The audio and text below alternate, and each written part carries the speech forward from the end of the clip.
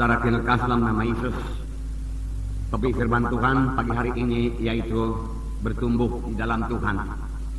Jadi kita harus bertumbuh di dalam Tuhan karena kita sudah lahir baru. Pada waktu kita lahir baru, yaitu pada waktu kita menerima Yesus sebagai Tuhan dan Juru Selamat kita ini adalah bayi rohani. Namun kita sudah hidup baru dalam Tuhan. Nah, segala sesuatu yang hidup, saudaraku, harus bertumbuh. Kalau dia tidak memiliki kehidupan Tuhan, saudaraku, dia tidak bertumbuh. Saya tidak tahu apakah bunga ini, saudaraku, bunga asli, saudaraku, atau bunga plastik. Tapi kalau dia bunga plastik, saudaraku, dia tidak akan bertumbuh. Ditunggu pun 5 tahun, 10 tahun, begitu-begitu juga. Tetapi kalau dia memang bunga asli, ada kehidupan padanya, saudara, dan dia akan bertumbuh, saudaraku. Dia akan bertambah besar, saudaraku, dalam beberapa waktu kemudian, saudaraku. Demikian juga kita. Dahulu kita mati oleh sebab segala kesalahan dan dosa kita. Firman Tuhan berkata, semua manusia sudah berdosa. Jadi sebenarnya semua manusia sudah mati di hadapan Allah. Itu sebabnya, saudaraku, firman Tuhan berkata kepada Nikodemus, engkau harus lahir baru. Semua kebaikan Nikodemus tidak cukup untuk membawa dia ke sorga, saudaraku. Oleh sebab itu dia harus lahir baru. Sama sebagai anak-anak yang baru lahir, saudaraku, masih bayi-bayi rohani. Bayi-bayi rohani ini perlu bertumbuh, saudaraku, perlu bertumbuh. Jadi, saudaraku, gereja juga perlu bertumbuh. Bukan gedungnya yang bertumbuh, saudaraku, tetapi jiwa-jiwanya yang bertambah-tambah dewasa. Saudara berkata, jiwa-jiwa kami bertambah banyak tiap-tiap minggu. Haleluya, saudaraku. Buat pertambahan jiwa-jiwa ini, kita bersyukur, saudaraku, buat pertambahan jiwa-jiwa. Tetapi bertambah saja tidak cukup. Bisa saja terjadi, walaupun jiwa-jiwa itu bertambah, dia juga masih anak-anak terus, bayi-bayi terus, tidak dewasa, saudaraku. Nah, Tuhan mau, saudaraku, memang jiwa-jiwa bertambah. Karena firman Tuhan berkata, mereka itu sebagai domba-domba yang tidak bergembala. Dan ketika Yesus melihat orang-orang yang terhilang itu, saudaraku, hatinya tergerak oleh belas kasihan. Karena mereka mati di hadapan Tuhan, walaupun mereka masih berjalan dan hidup dalam dunia ini, tapi akhirnya sudah pasti, kalau mereka tidak menerima Yesus, tidak lahir baru, mereka akan kena neraka selama-lamanya, saudara. Dan setelah mereka menerima Yesus sebagai Tuhan dan Juru Selamatnya, yaitu kalau mereka mendengarkan Injil yang benar, mereka pun selamat, lahir baru, jadi anak-anak Tuhan, tapi masih bayi-bayi rohani. Bayi-bayi rohani ini harus bertumbuh, jadi anak-anak, kemudian jadi orang muda, kemudian orang dewasa penuh, jadi bapak-bapak. Demikian bisa Yohanes berkata. Nah, Tuhan menghendaki kita bertumbuh dengan baik, jangan lambat. Beberapa sidang diteguhkan Tuhan dalam Alkitab karena pertumbuhan rohaninya yang lambat. Ada yang tidak bertumbuh sama sekali, saudara. Dan Tuhan berkata kepada sidang yang tidak bertumbuh itu bertobat. Mereka sudah selamat, tapi Tuhan berkata kepada mereka bertobat. Nah, kita akan melihat satu contoh dalam 1 Samuel mengenai pertumbuhan yang baik, saudara. 1 Samuel 2 ayat 26. 1 Samuel pasal 2 ayat 26. Saya membacakan kepada saudara. Tetapi Samuel yang muda itu semakin besar dan semakin disukai, baik di hadapan Tuhan maupun di hadapan manusia. Saya ulangi, tetapi Samuel yang muda itu semakin besar dan semakin disukai, baik di hadapan Tuhan maupun di hadapan manusia. Ini Samuel, saudara, yang diserahkan ibunya, saudaraku, untuk menjadi hamba Tuhan, saudara. Dan Samuel dikatakan di sini bertambah besar, semakin disukai, baik di hadapan Tuhan maupun di hadapan manusia. Ini memang pertumbuhan secara badani lah dahulu kita katakan. Walaupun ada juga pertumbuhan rohaninya, saudara. Kalau secara badani, semua kita mengerti bahwasanya bayi-bayi itu harus bertambah besar. Kalau seorang anak lahir ke dunia ini, orang tuanya bersuka cita. Orang tuanya mau supaya bayi itu sehat, bertumbuh dengan baik, dan orang tuanya melindungi supaya jangan terjadi penyakit kepadanya.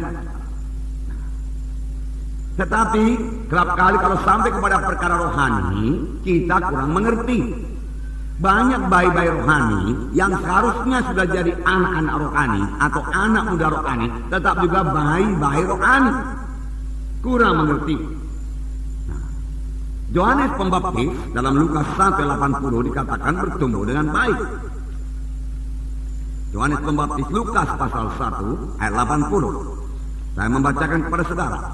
Ayat 80 dikatakan, adapun anak itu bertambah besar dan makin kuat rohnya, dan dia tinggal di padang gurun sampai kepada hari ia harus menampakkan diri kepada Israel. Sini dikatakan mengenai Yohanes Pembaptis yang bertumbuh secara badani dan secara rohani. Sebab di sini dikatakan dia bertambah besar dan makin kuat rohnya, dan ia tinggal di padang gurun sampai kepada hari ia harus menampakkan diri kepada mereka. Nah, jadi kita perlu bertumbuh, semua anak-anak Tuhan perlu bertumbuh, saudaraku. Kita melihat tiap-tiap minggu, saudaraku, jiwa-jiwa saudaraku bertambah-tambah. Jiwa-jiwa menerima sebagai Tuhan dan Juru Selamatnya. Puji Tuhan, saudaraku. Sekitar 200 orang. Dan saya yakin, saudaraku, kalau kita semua bertumbuh dalam Tuhan dan mengerjakan pekerjaan Tuhan, maka jumlah yang 200 ini segera akan kita lampaui. Bahkan kita bisa mencapai 300-400 jiwa baru tiap-tiap minggunya, saudaraku. Kalau kita mau bertumbuh dalam Tuhan. Oleh sebab itu perlu sekali kita bertumbuh di dalam Tuhan. Nah, itu berarti bayi-bayi rohani datang. 200 orang bayi-bayi rohani yang perlu dilayani, yang perlu dirawat, saudara. Sayangnya, saudara, jiwa-jiwa yang sudah selamat lebih dahulu tidak bertambah-tambah dewasa. Nah, itu sebabnya Tuhan menegurkan sidang di Ibrani, saudaraku. Ya, sidang Ibrani sebenarnya sidang orang Yahudi yang sudah selamat, saudaraku. Dinamakan sidang Ibrani, saudaraku. Ya, supaya mereka bertumbuh. Jangan lambat kali kamu bertumbuh. Dia katakan, karena banyak jiwa-jiwa yang mau diselamatkan.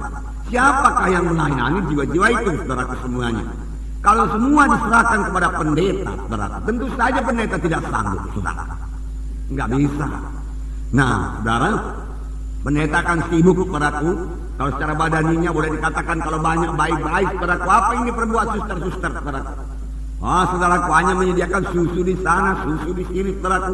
Sana basah, ganti popok di sana, ganti popok di sini, nangis di sana, nangis di sini, saudaraku. Nah, kalau dalam gereja terjadi hal yang demikian, betapalah sibuknya seorang hamba Tuhan itu, saudaraku. Kerjaannya hanya memberi susu saja ke sana, susu kemari. Seharusnya tidak demikian, saudaraku.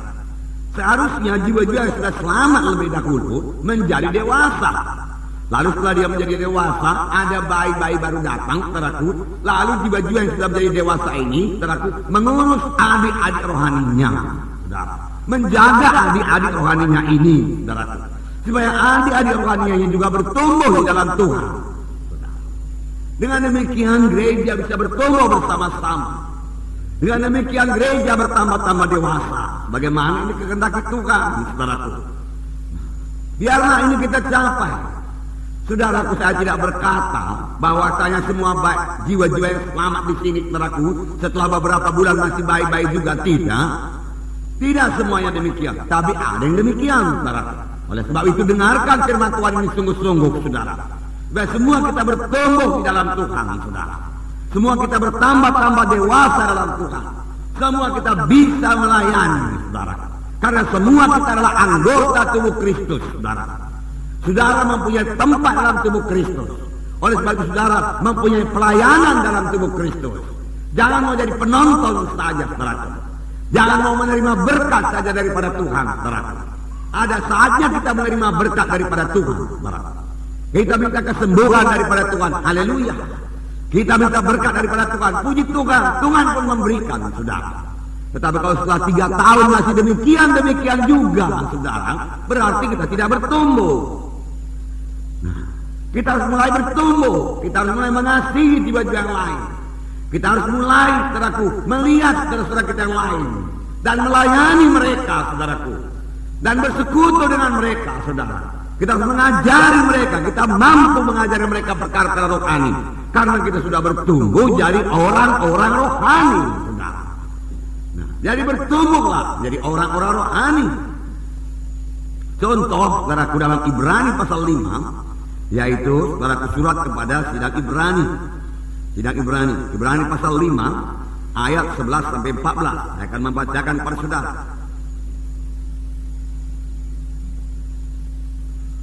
Tentang hal itu banyak yang harus kami katakan, tetapi sukar untuk dijelaskan karena kamu telah lamban dalam hal mendengarkan.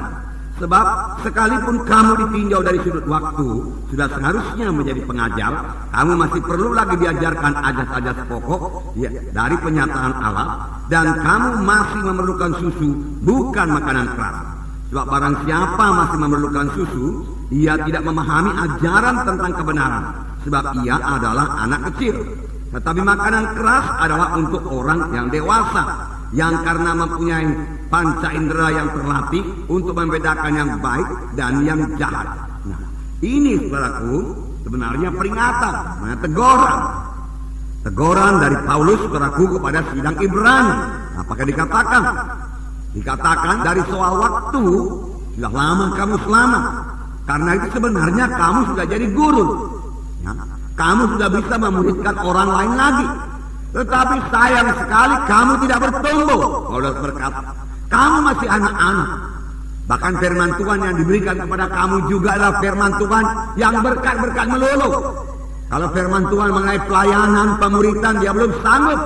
Saudara, kalau firman Tuhan mengenai memberikan buah kepada Tuhan, dia belum sanggup. Saudaraku, firman Tuhan saudaraku mengenai saudaraku persekutuan yang indah dengan Tuhan saudaraku, yaitu sebagai Tuhan dan Raja, dia belum sanggup. Oleh sebab itu Paulus memberikan susu kepada mereka. Tetapi Paulus memberi peringatan, jangan kamu tetap demikian. Dia katakan, kamu masih minum susu saja kalau demikian, masih bayi-bayi rohani kalau demikian, karena kamu masih mengharapkan berkat-berkat materi saja. Kamu masih mengharapkan perkara-perkara dunia ini saja. Sebenarnya itu pun bisa diberikan Tuhan. Tetapi firman Tuhan berkata, cari dahulu kerajaan Allah dan kebenarannya, maka sekaliannya akan ditambahkan kepadamu. Oleh sebab itu dia katakan, susu kuberikan padamu, bukan makanan keras. Makanan keras kamu belum sanggup, dia katakan. Kalau kuberikan makanan keras, kamu tidak sanggup mendengar. Berat pendengaranmu, kamu tidak mengerti, Paulus berkata. Nah, ini teguran kepada sidang di Ibrani, saudara. Pada sidang Ibrani, saudara. Sidang orang-orang Yahudi yang sudah mengenali sebagai Tuhan dan Juru Selamatnya, saudara. Ya, saudara, mereka sudah selamat, saudaraku, dan mereka punya sidang, saudara. Dan saya yakin penulis surat Ibrani ini, saudaraku, adalah Paulus, saudara. Nah, jadi harus bertumbuh. Kita juga harus bertumbuh. Setelah selamat 6 bulan, saudaraku, atau setahun, saudaraku, jangan begitu-begitu saja. Kita sudah bertumbuh, bahkan mulai berbuah kepada Tuhan. Nah, ada jiwa-jiwa yang sudah 5 tahun pun belum dapat bersaksi, saudara. Belum bisa menyaksikan Yesus sebagai Juru Selamat. Belum bisa saudaraku memberikan jawaban daripada firman Tuhan. Kalau ada jiwa-jiwa yang bertanya tentang keselamatan, saudara, mereka hanya bisa saudaraku berkata, marilah ke gereja kami. Di sana banyak orang datang, banyak orang selamat. Oh, firman Tuhan juga di sana diberikan dengan sangat bersemangat. Musik kami baik. Datanglah ke gereja, datanglah ke gereja. Kalau dia berhasil membawa jiwa itu ke gereja, kalau dia berkata kepada pendetanya, Pak Pendeta, saya bawa jiwa baru. Tolonglah Pak Pendeta urus. Nah, dia tidak dapat mengurus sendiri jiwa-jiwa baru itu. Lalu pendeta lah yang mengurus. Apa yang terjadi? Pendeta akan menjadi terlalu sibuk, saudaraku. Kalau demikian, saudaraku. Nah, waktu saya melayani di iCare dulu, di Yayasan Pelayanan Kristen iCare, apa yang terjadi? Oh, saudaraku, tidak berhenti-hentinya orang datang ke rumah ini. Dari gereja lain-lain datang, masing-masing dengan persoalannya. Apakah katanya, Pak Pendeta minta pelayanan. Kalau hatinya tidak damai lagi dia datang, Pak Pendeta minta pelayanan. Kalau ada penyakitnya dia datang, Pak Pendeta minta pelayanan. Nah, kalau ada anaknya nakal, saudaraku, tidak pulang ke rumah, Pak Pendeta minta pelayanan. Semua minta pelayanan, saudaraku. Tidak ada yang melayani, saudaraku. Lalu kami kecapekan, saudaraku. Mengapa tidak ada yang melayani, saudaraku? Tidak ada yang dewasa. Semuanya anak-anak, semuanya anak-anak yang perlu dilayani, saudaraku. Nah, saudaraku, dan pelayanan demikian sangatlah melelahkan, sangatlah mencapekkan, saudaraku. Seharusnya, saudaraku, ya, untuk melayani jiwa-jiwa demikian bukanlah saya lagi. Nanti kita baca firman Tuhan. Yang melayaninya adalah kakak-kakak rohaninya yang sudah lebih dewasa daripada dia. Dan yang melayani kakak-kakak rohani ini adalah kakaknya atau abangnya yang lebih tua lagi rohaninya. Demikian seterusnya. Sehingga semua bertumbuh bersama-sama, saudara. Bertumbuh bersama-sama. Jadi jangan tetap anak-anak, saudara. Marilah bertumbuh di dalam Tuhan, saudara. Nah, mereka sukakan firman Tuhan kalau dikatakan Yesus itu juru selamat, pengampun dosa. Benarkah itu? Benar. Terima sebagai Tuhan dan Juru Selamat. Mereka datang ke depan, mereka menerima sebagai Tuhan dan Juru Selamat. Dan saya bersyukur sampai sekarang ini Roh Tuhan bekerja dengan kuat dalam sidang ini. Rata-rata yang maju ke depan saudaraku yang diselamatkan. Bahkan saudaraku sering terjadi waktu mereka maju ke depan.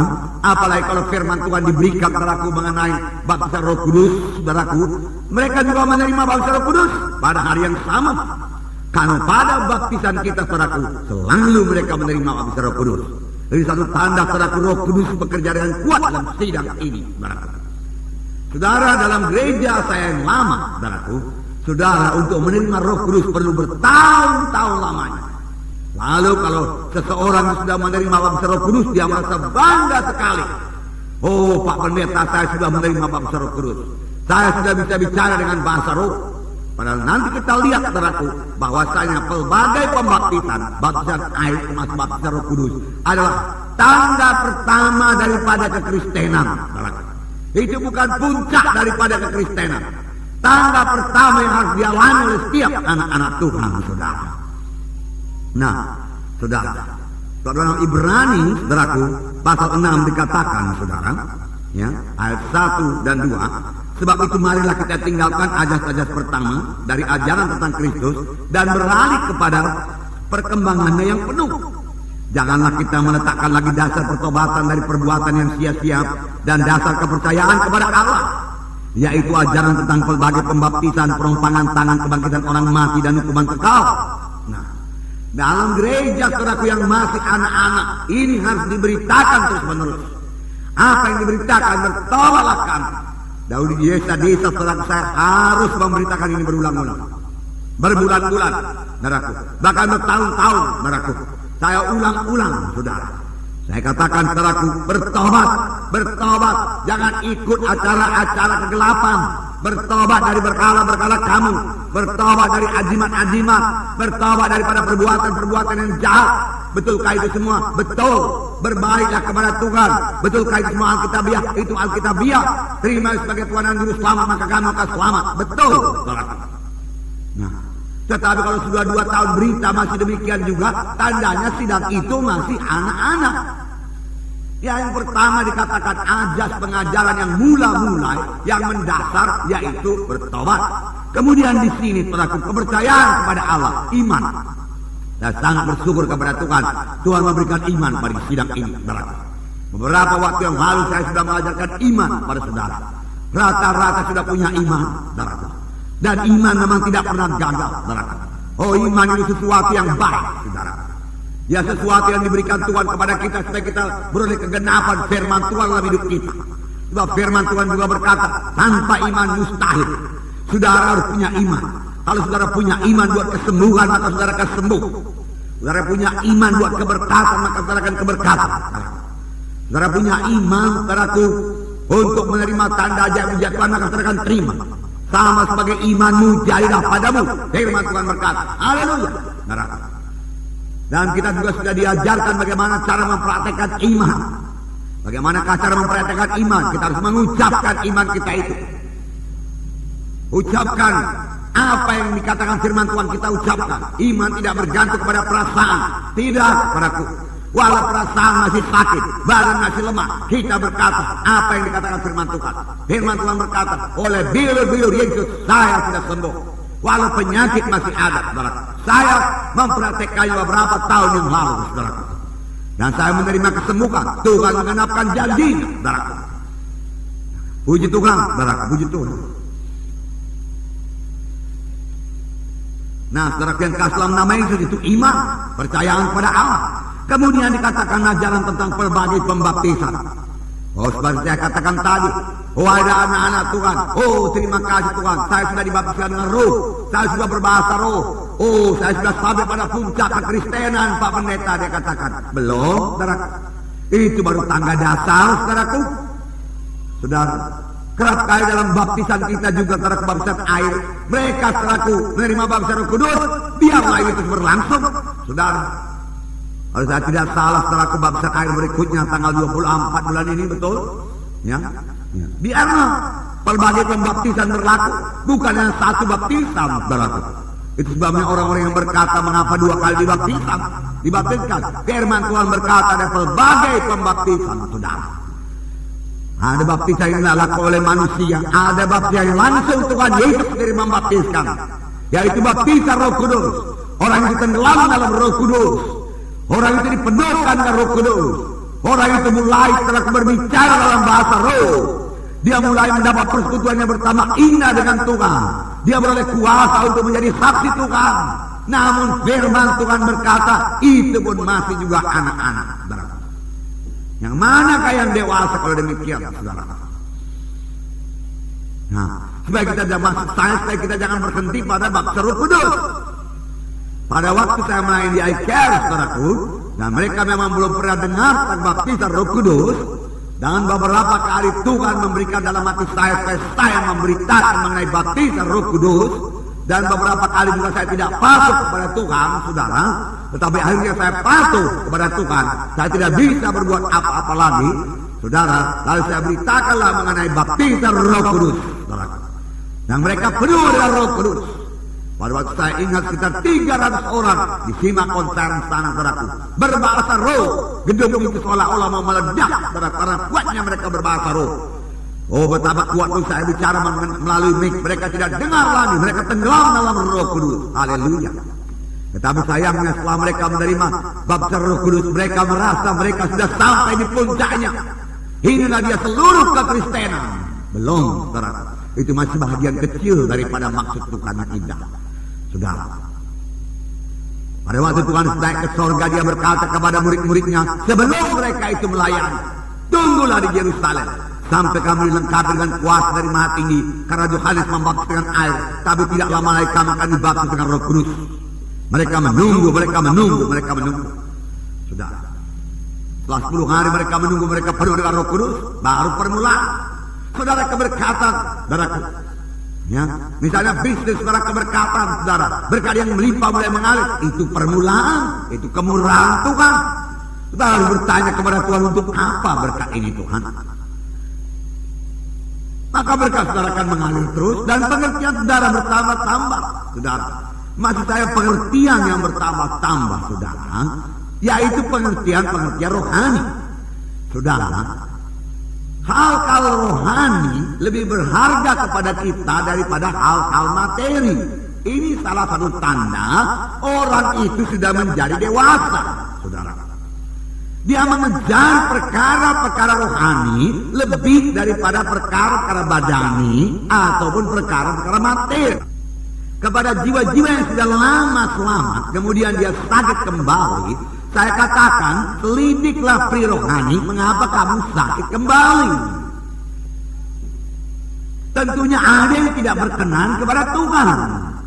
Sebagai orang rohani, kita harus menyelidik perkara yang terjadi dalam hidup kita dengan secara rohani pula.